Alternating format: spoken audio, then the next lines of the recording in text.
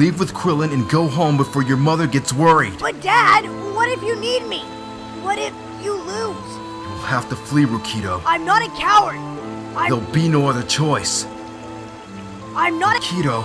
I'm not a coward. Rukido. I'm not a coward, Dad. There'll be no other choice. I want a story to tell. Damn it. No! No! No! It has been almost 2 years since the last new episode of Dragonball Absalon, and today, in a stroke of luck, we have episode 10, the continuation of this awesome story. And if you guys love Dragonball Absalon as much as I do, I'm going to leave a link to my top 10 reasons why Dragonball Absalon is better than Dragon Ball Super in the description below in the top comment. Go ahead and check out that video, give it some love, because a lot of those reasons you'll get to see here in today's episode of Dragon Ball Absalon. So make sure you go ahead and check it out, because today we have brand new transformations, brand new plot twist, and the continuation of the Gohan versus Lieutenant Kosho fight. So let's go ahead and jump right in to Dragon Ball Absalon episode 10.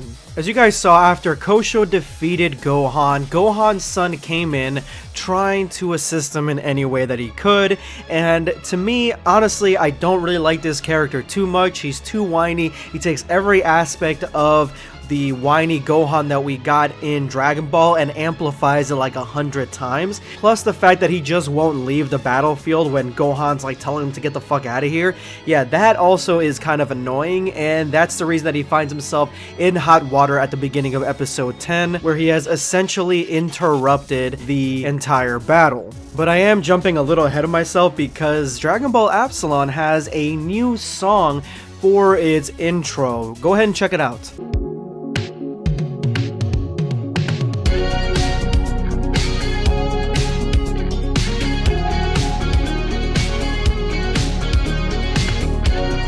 Personally, for me, I love the original song, but I feel that Melavelli has gotten into some issues with it when it comes to this Dragon Ball fan animation, so I do like that he actually changed it, and I do like the new version. It definitely sounds far more traditional, less techno-ish than the last one, but I definitely feel like it has a place in Dragon Ball. It feels Dragon Ball to me.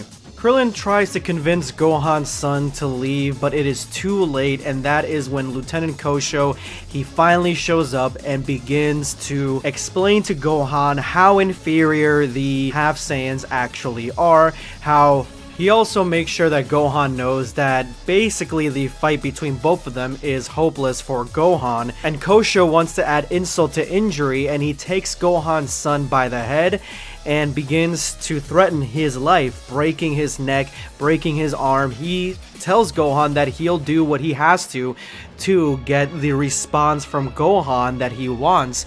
And this scene was a little bit weird for me, because of the fact that Gohan doesn't seem to have much of a reaction at all to his son being, you know, his life being threatened.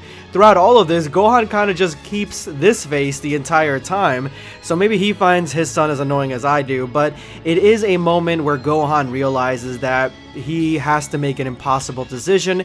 Kosho tells him that you either choose the life of your son or you choose the life of the planet, and even when Gohan's mulling over the decision, it's almost like he's talking about his son like he's not his son. Like, he says Videl won't ever forgive me if I abandon our son in hopes of saving the earth. I kind of wish that Gohan's anguish was shown a little bit more in his mannerisms, his facial expressions, and his voice, but Gohan finally chooses the option that is something that, you know, any father would have probably chosen right away, and that is sacrifice the earth, keep his son. And Kosho says, you know what, I'm gonna make the decision for you. I'm going to save the lives of everyone on this planet, and he shoots the energy ball through his son, killing him instantly. When I was watching this in the premiere, I almost shit myself, because I was like thinking in my head, man, this kid is going to die, but like in a joking way, and then he actually kills him, and I'm like, oh my god, this is some intense Dragon Ball. Like, this kid is dead, and even though the lack of Gohan's reaction really doesn't cement the fact that this kid is dead, well, I mean, the Krillin reaction actually does. Like, Krillin has more of a reaction that this dude is dead more than Gohan does. But as we gear up for the inevitable, your sibling or someone you care about and love about died, so you're about to transform scene, you start seeing that Gohan actually starts showing emotion. He's crying, holding the lifeless body of his son, and he is ready to flip the fuck out. He starts remembering how his fear, his pain, all that stuff, it's still inside of him from the moment he was a child to the time that he was in the Cell Arc. That Gohan is still there, and once he remembers that that Gohan is still alive in me, and to me, the best transition that I've seen in this episode with the teen Gohan, or quote-unquote teen Gohan, overlaying the adult Gohan, Gohan begins to transform into a brand new transformation that we have never seen before, and Cyborg calls it Primitive Instinct. Now, this is one of the more interesting transformations that I've seen in Dragon Ball in a while, and I commend Melavelli for bringing a brand new transformation with such a cool name and a really interesting sort of design. It has everything you love about Super Saiyan 3, but it is elevated. It is called Primitive Instinct, guys, and it essentially is what Ultra Instinct is, but for those who lose control and go into sort of this ethereal state. It brings out all your primitive ambitions and desires and makes you lose control in a very similar way to the Berserker, but in a transformation that looks just like Gon from Hunter x Hunter when he fights P2 at the end of the Chimera Ant arc.